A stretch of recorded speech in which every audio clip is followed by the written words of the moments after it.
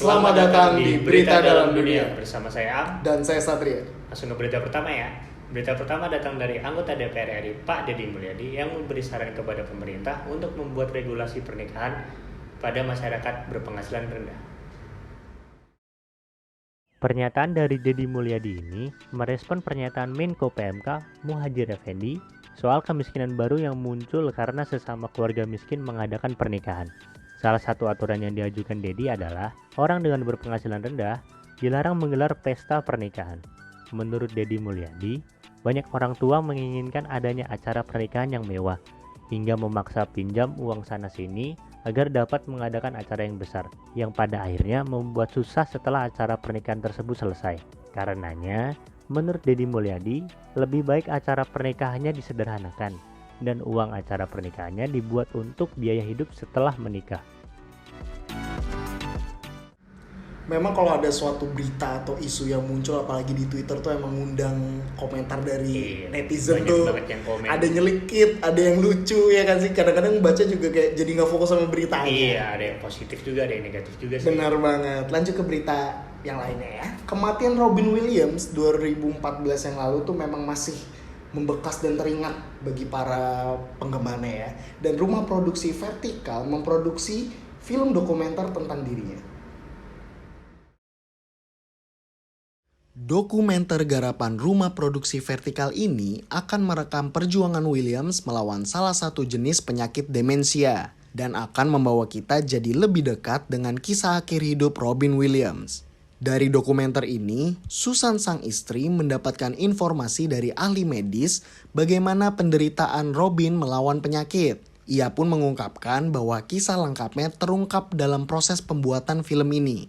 Judul dokumenter ini diambil dari keinginan Robin untuk mau membantu orang lain agar tidak khawatir.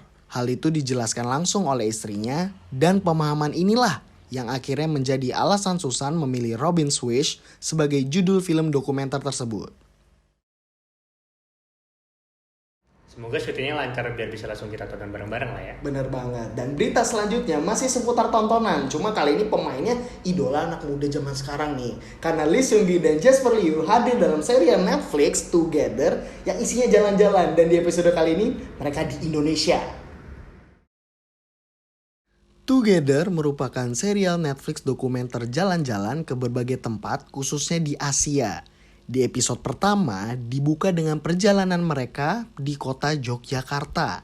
Di kota ini mereka berkesempatan mengunjungi berbagai tempat seperti Malioboro, Gria Langen Guest House, Gua Jomblang, Gua Kalisuci, Candi Prambanan hingga alun-alun kidul.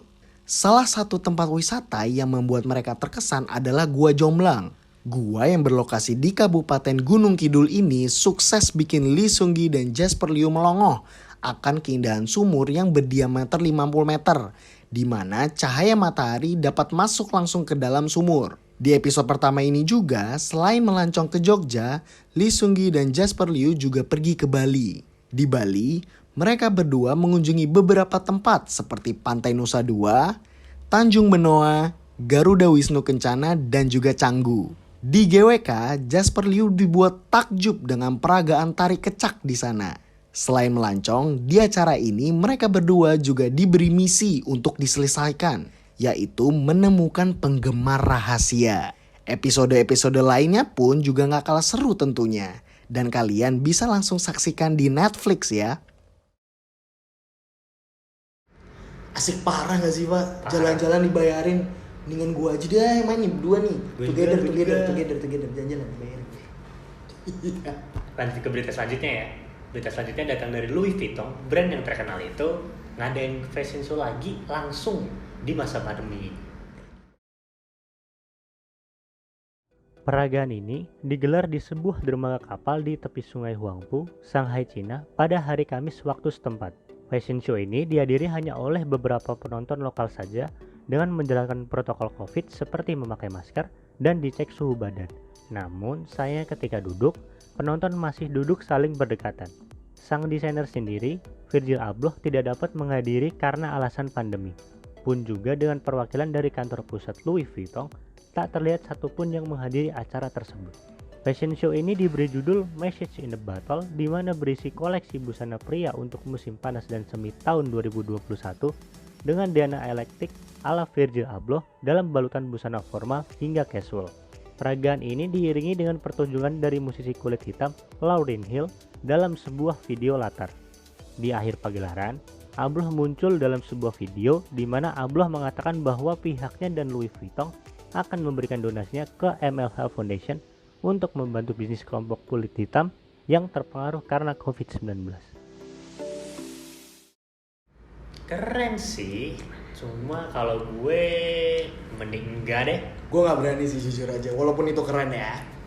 Masuk ke berita selanjutnya, cuma ini olahraga. Tadi film udah, fashion show udah, kali ini olahraga. Tapi datangnya dari Liga Italia. Karena legenda hidup Italia dan juga Juventus, Andrea Pirlo, ditunjuk sebagai pelatih anyar Juventus setelah memecat Maurizio Sarri. Akhir-akhir ini namanya menjadi sorotan karena salah satu klub kebanggaan Italia, Juventus, memilih mantan pemainnya untuk menduduki kursi pelatih setelah Maurizio Sarri tidak dipercaya lagi oleh Juventus karena gagal membawa si nyonya tua lolos ke perempat final Liga Champions. Pengalaman Pirlo sebagai pelatih memang masih nol besar, namun menurut sesama legenda sepak bola Italia Gennaro Gattuso, untuk menjadi seorang pelatih itu tidak cukup berbekal reputasi hebat kala menjadi pemain. Gattuso pun berharap Pirlo bisa terus belajar dan mampu mengatasi tekanan dalam profesi barunya tersebut. Support juga disampaikan oleh pelatih kenamaan Italia Renzo Olivieri. Ia mengungkapkan bahwa Pirlo memang belum mengantongi lisensi kepelatihan, namun diperbolehkan melatih karena sudah mengikuti kursus kepelatihan. Dia akan menyerahkan tesisnya pada Oktober mendatang sebelum memulai perannya sebagai pelatih.